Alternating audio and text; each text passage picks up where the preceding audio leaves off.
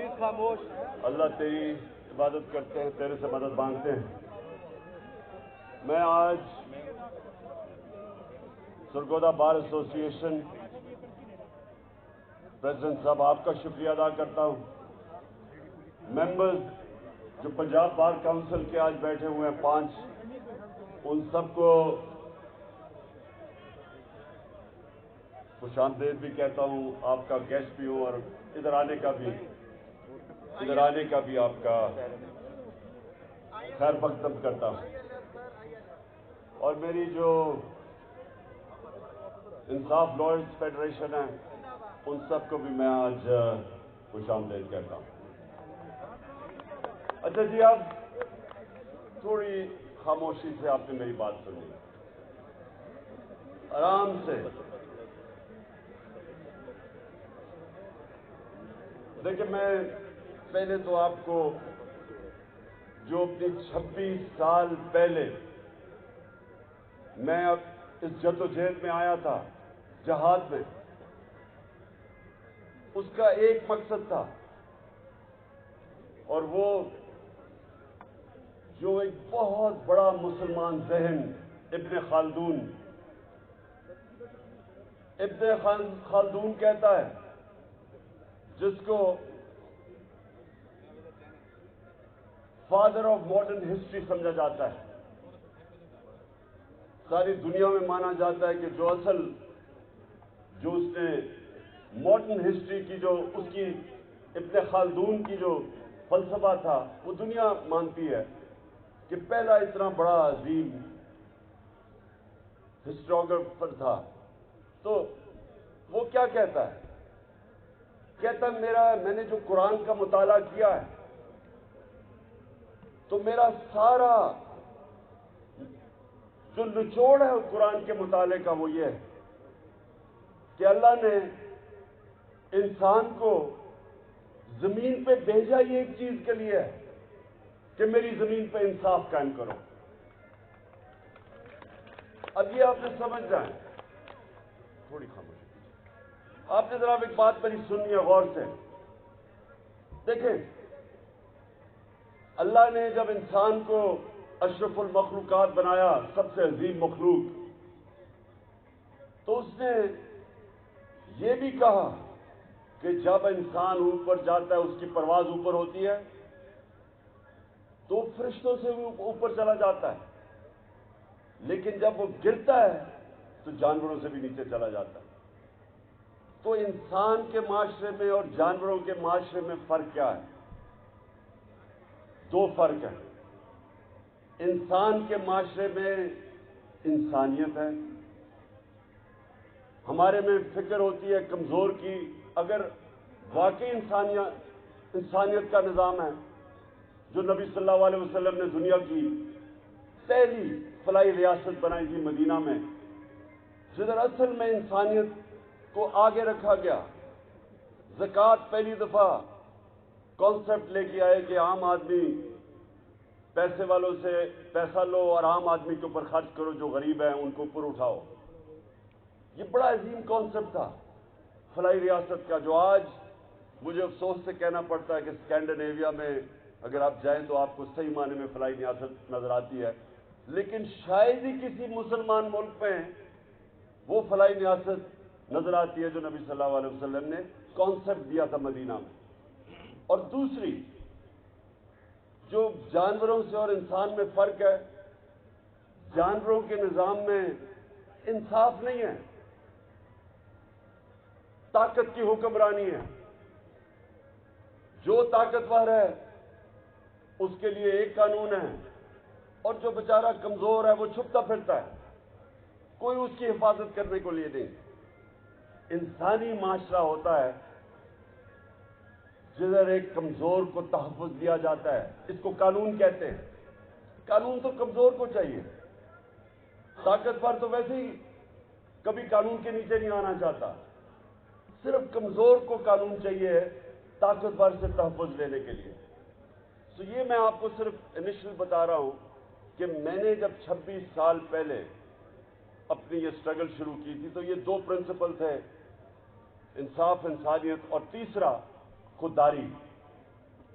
کیونکہ لا الہ الا اللہ انسان کو آزاد کر دیتا ہے، کسی کا انسان کی اور ہر قسم کی غلامی سے آزاد کر دیتا ہے۔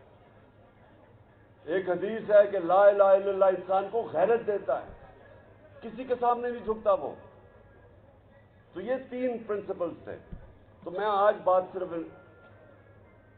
انصاف کا کرنا چاہتا ہوں، اور میں آپ کے پاس اس لیے آیا ہوں کہ میں چاہتا ہوں کہ آپ اب میرے ساتھ مل کے اس ملک کی جو حقیقی آزادی کی جنگ ہے، آپ میرے ساتھ مل کے اس پہ شرکت کریں۔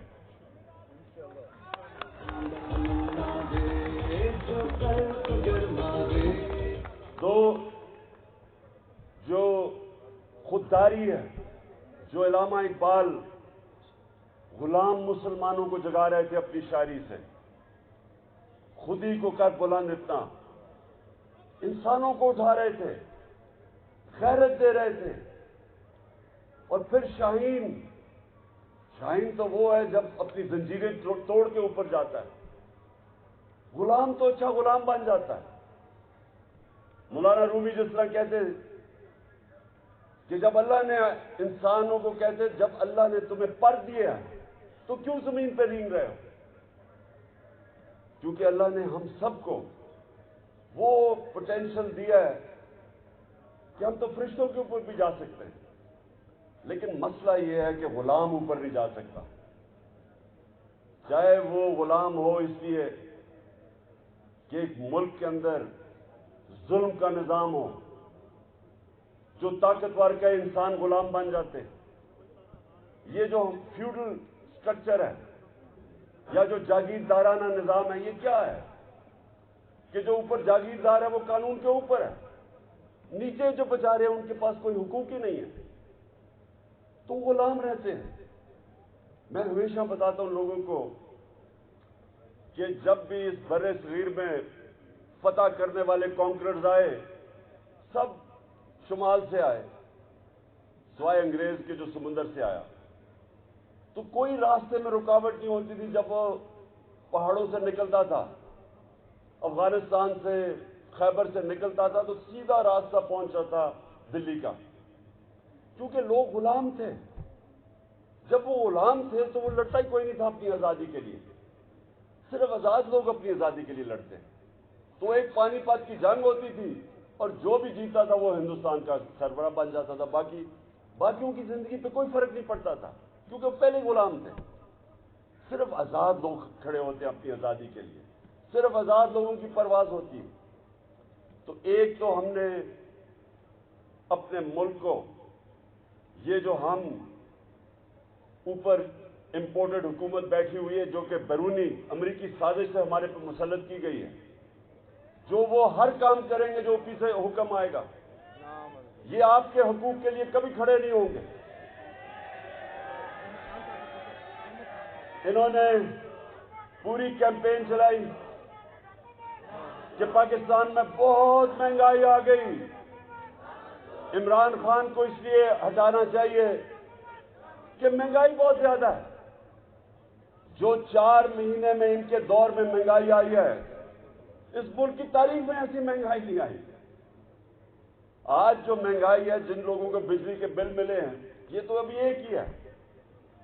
ہر چیز آج مہنگی ہو گئی، اور ان سے پوچھو تو کہتے ہیں جی IMF کا حکم ہے۔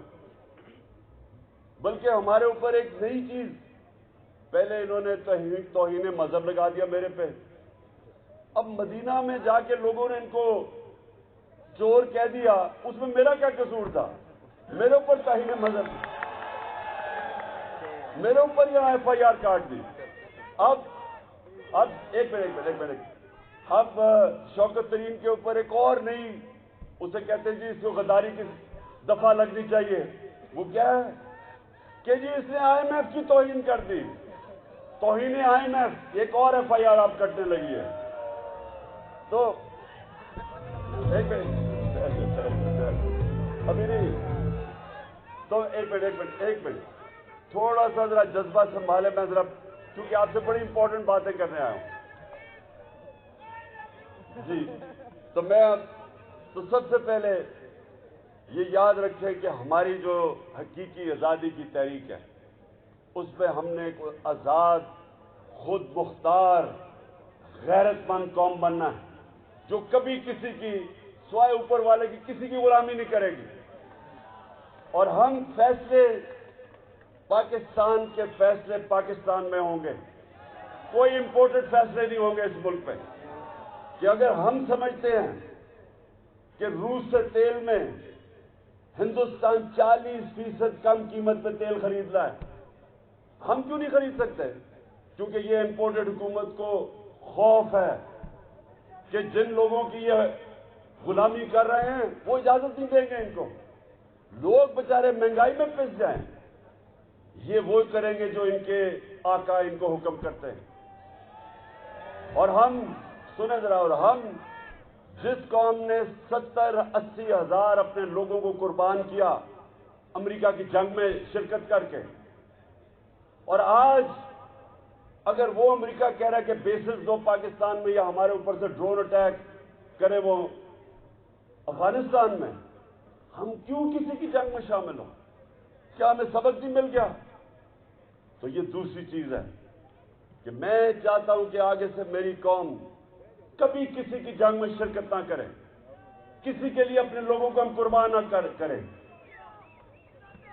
اور جو دوسری چیز جس کے لیے میں آپ سب کو تیار کرنے آیا ہوں، دیکھیں جو اس سے بھی بڑی جنگ ہے، حضرت علی کا قول ہے کہ کفر کا نظام تو چل جائے گا لیکن ناانصافی یعنی جو ظلم ہوتا ہے جدھر وہ نظام نہیں چل سکتا۔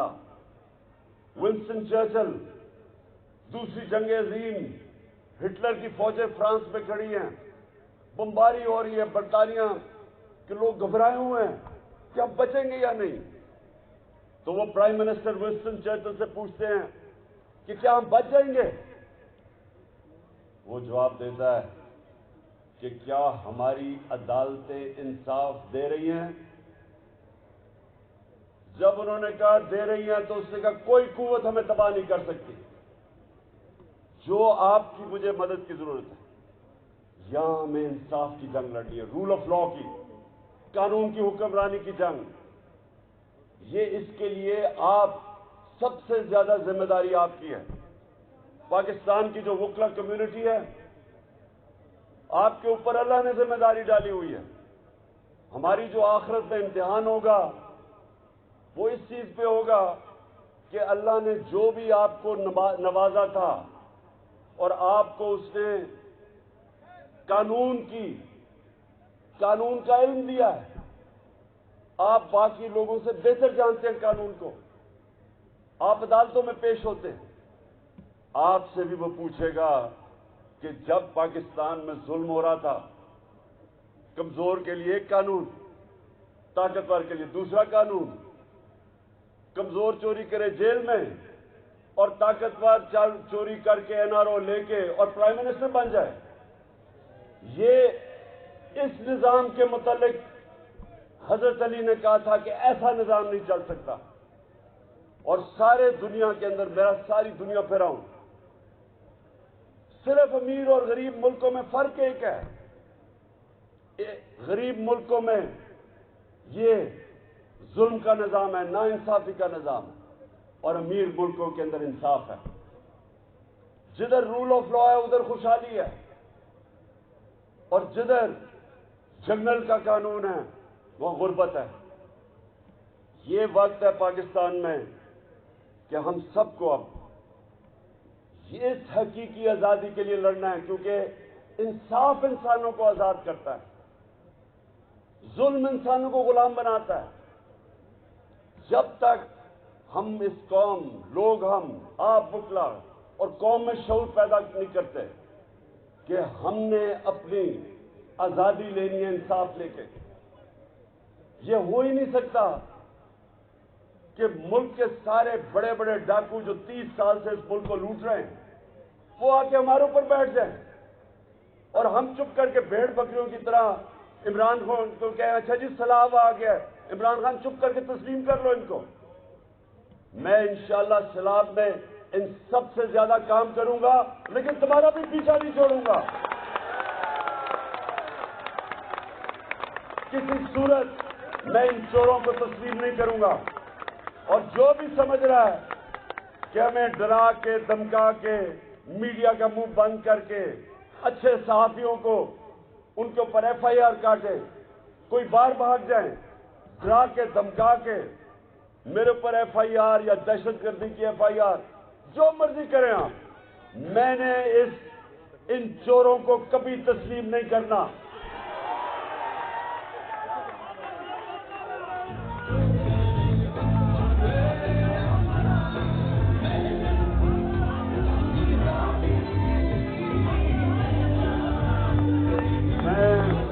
میں اپنے سارے پاکستان کے وکلا کو آج اس حقیقی آزادی کی تحریک میں دعوت دے رہا ہوں۔ آپ نے سب نے میرے ساتھ چلنا ہے، اور کسی صورت یہ جو قبضہ ہوا ہے، ملک کے اوپر قبضہ کیا ہوا ہے، اس مافیا نے قبضہ کیا ہوا ہے، اور یہ ان کی جڑیں ہر جگہ ہیں، اور پوری ان کی کوشش ہے کہ ہم کسی طرح خوف میں آ کے ان کو تسلیم کر لیں۔ میں بار بار لوگوں کو کہتا ہوں کہ لا الہ الا اللہ بت توڑ دیتا ہے،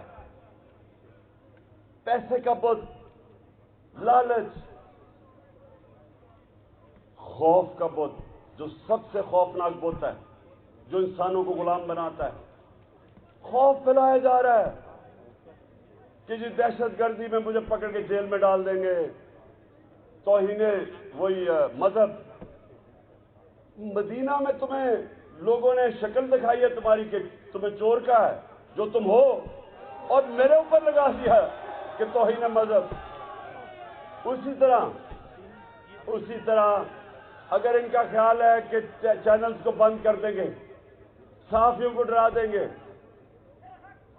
جو مرضی کریں، آپ نے میرے ساتھ چلنا ہے، اور میں یہ آپ کو یقین دلاتا ہوں کہ یہ اتنی دور نہیں ہے آزادی۔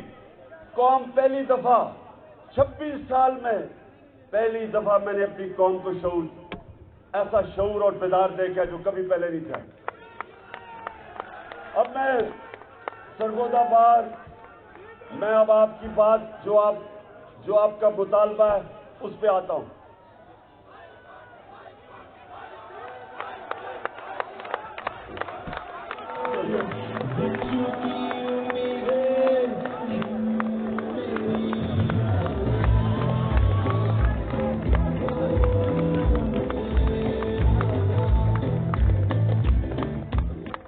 دیکھیں، سب سے پہلے تو میں آپ کو ایک بات کہنا چاہتا ہوں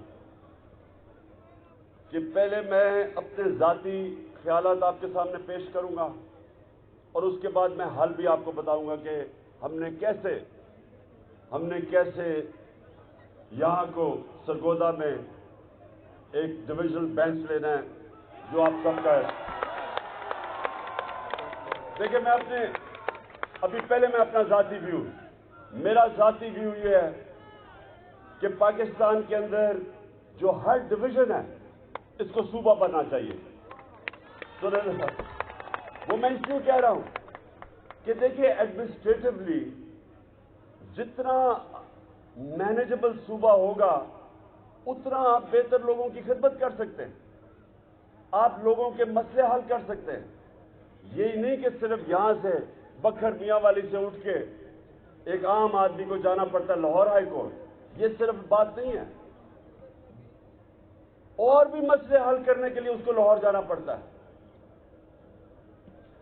میں یہ سمجھتا ہوں کہ آگے ہمیں یہ سوچنا چاہیے، اس کے اوپر ڈبیٹ ہونی چاہیے کہ ہم اگر زیادہ صوبے بنا دیں، ڈویژنز کو بنا دیں، اس کے اوپر ڈبیٹ کریں، ہوگا یہ مقصد صرف ایک ہے کہ عام آدمی کی زندگی آسان ہو۔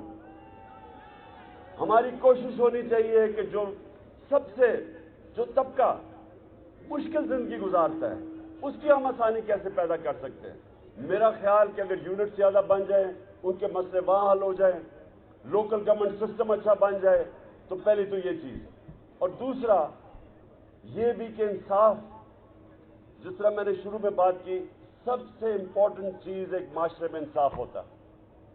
انصاف کے لیے بالکل لوگوں کو میلوں دور نہیں جانا پڑتا، اتنی سفر عام آدمی بالکل بات ٹھیک کہتے ہیں، وہ جا کے کہاں ٹھہرے گا، اس کو پیسے خرچ کرنے پڑتے ہیں، کرایہ دینا پڑتا ہے، وہاں رہنا پڑتا ہے۔ اور میں آپ کو یہ بھی بتاؤں کہ ساری دنیا کے اندر جب آبادی بڑھتی گئی تو صوبے بھی بڑھتے گئے۔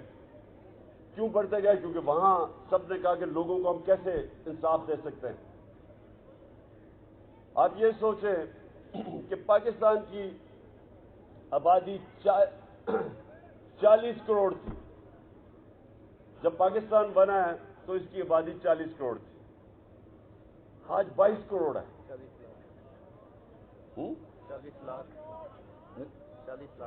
نہیں 40 کروڑ، ہاں سوری 40 لاکھ، 40 پاکستان کی آبادی 40 ملین تھی اور آج پہنچ گئی ہے 220 ملین۔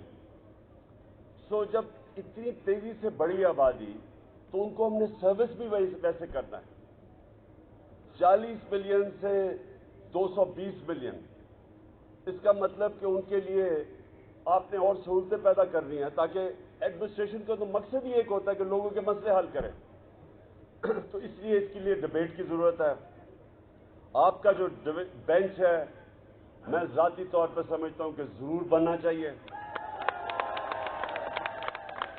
میری صرف ایک ریکویسٹ ہوگی کہ اس کے اور بھی بار، مجھے پتا لاہور بار کے اندر بڑا وہ شور مچائیں گے، بہتر یہ ہے کہ ہم بیٹھ کے، اور میں بیچ میں پڑھتا ہوں، ہم بیٹھ کے ان کو کنونس کریں کہ یہ لوگوں کی بہتری ہے اس میں، اور میں آپ کے ساتھ مل کے ان کو کہوں گا کہ یہاں لوگوں کی زندگی آسان کرنے کے لیے اور انصاف دینے کے لیے یہاں ضرور، بلکہ ہر ڈویژن میں بینچ بننا چاہیے۔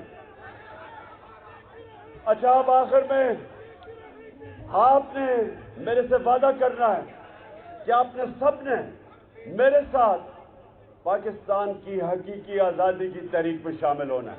پاکستان زندہ باد۔